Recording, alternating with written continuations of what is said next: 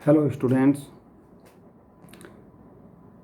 12वीं क्लास के जो बायोलॉजी के बच्चे हैं, किन्हीं कारणवश ऑनलाइन क्लासेस उनकी शुरू नहीं हो पाई थी, किंतु अब जो है उनकी भी ऑनलाइन क्लासें आज से शुरू कर दी गई हैं। जब आप अपनी बुक्स देखेंगे तो उसमें जो अपनी बायो की बुक है वो दो भागों में डिवाइड है, बॉटनी और जूलॉजी। बॉटनी का मतलब वनस्पति विज्ञान, जूलॉजी का मतलब जीव विज्ञान। कुछ यूनिट बॉटनी में हैं, कुछ यूनिट जूलॉजी के अंदर हैं। तो आज हम जो शुरू करने वाले हैं वो जूलॉजी, जीव विज्ञान। जीव विज्ञान के अंदर जो पहला लेसन है वो जनन का है, जो यूनिट 6 से शुरू होती है। पहली जो 5 यूनिट हैं वो वनस्पति विज्ञान की हैं, बॉटनी। जो 6 से 10 तक, 6 to 10, ये यूनिट जो हैं जूलॉजी की हैं, जीव विज्ञान। और हम यूनिट 6 से शुरू करने वाले हैं, जिसमें पहला अभ्यास है जनन। जनन के बारे में आज अब अध्ययन करेंगे कि जनन किसे कहते हैं, ये कितने प्रकार का होता है। जीव भी कई प्रकार के होते हैं, विभिन्न प्रकार के जीव आप देखते हैं। कुछ छोटे जीव देखते हैं, कुछ बड़े जीव देखते हैं। सभी में जनन की जो क्रिया है, जनन का जो प्रोसेस है, जिसको हम रिप्रोडक्शन बोलते हैं, सभी में वो अलग अलग प्रकार का होता है।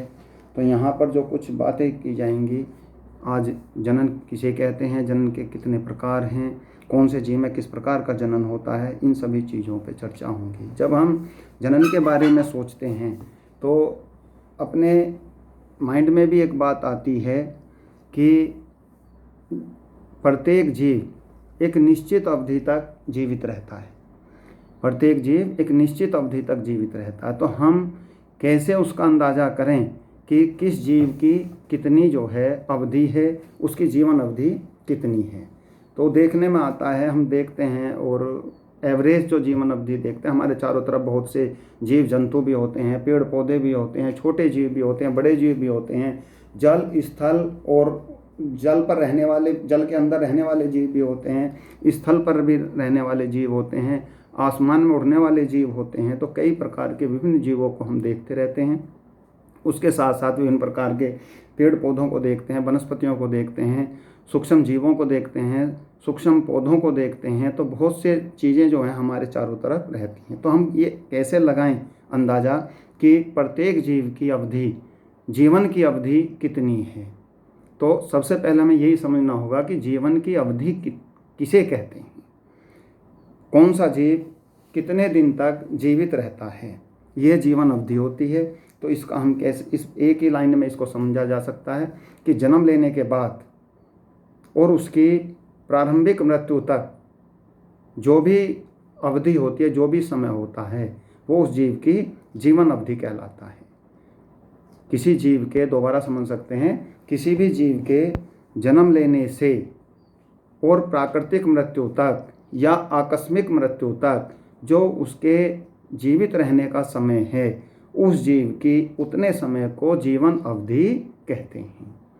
उसमें आप जीवों को देखते हैं, छोटे जीवों को देखते हैं, बड़े जीवों को देखते हैं। बहुत से जीव ऐसे हैं जिसमें हम अपने चारों तरफ हाथी को देखते हैं, कुत्तों देखते हैं, तितलियों को देखते हैं, गाय देखते हैं, भैंस देखते हैं, कुछ पानी में रहने वाली मछलियों को देखते हैं, क्रोकोडाइल, मगरमच्छ को देखते हैं, उड़ने वाले जीव जो हैं जैसे तोता है, कौवा है, बर्ड्स हैं, विभिन्न प्रकार के बर्ड्स हैं, ये सब जीवों को हम देखते हैं। मक्खी को देखते हैं, घरेलू मक्खी को देखते हैं। तो इस प्रकार के जीवों को हम देखते हैं और हम अंदाज़ा लगा सकते हैं कि इनकी जीवन अवधि कितनी होगी। तो एक इसमें हम आसानी से समझ सकते हैं कि जीवन अवधि का मतलब है कि उसके जन्म लेने से प्राकृतिक मृत्यु तक या आकस्मिक मृत्यु तक का जो बीच का समय है, उससे उस जीव की जीवन अवधि को निरूपित किया जा सकता है, समझा जा सकता है।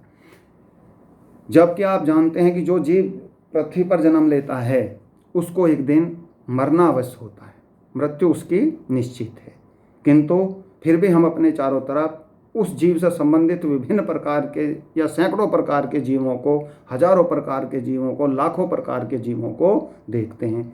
कि जब भी हम जानते भी हैं कि भाई मरना जरूर है, किंतु मरने के अलग अलग मरने से बाद में भी बहुत से उसके वंश से संबंधित या उसकी जाति जैसे बहुत से सैकड़ों लाखों की संख्या में जीव आसानी से देखने के लिए मिल जाते हैं। तो ये जीव आते कहाँ से हैं, इस चीज़ पर हम जो है अध्ययन करेंगे कि मृत्यु होने के बाद भी बराबर हम उस जाति से संबंधित जीवों को हजारों की संख्या में अपने आसपास देखते हैं, जबकि अभी आपने पढ़ा कि प्रत्येक जीव जो पृथ्वी पर है उसकी अवधि एक निश्चित है। आप उदाहरण ले लीजिए, डॉग मीन्स कुत्ता।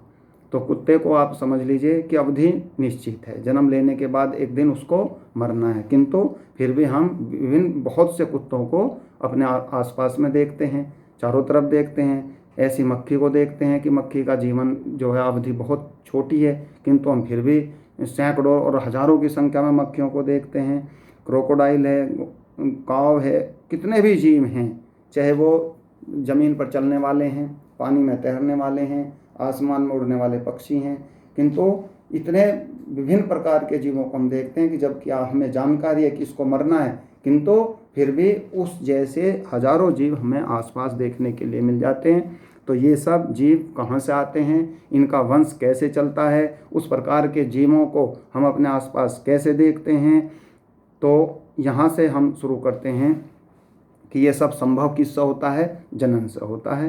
कि अब हमें जनन के बारे में समझना बेहद ज़रूरी है। और इस जीवन अवधि क्योंकि जनन से जुड़ी हुई है, जनन को हम तभी समझ सकते हैं जब हम जीवन अवधि को अच्छे ढंग से समझ लें कि प्रत्येक जीव के जन्म लेने से और उसकी प्राकृतिक या आकस्मिक मृत्यु तक के बीच का जो समय है उसको उस जीव की जीवन अवधि कहते हैं।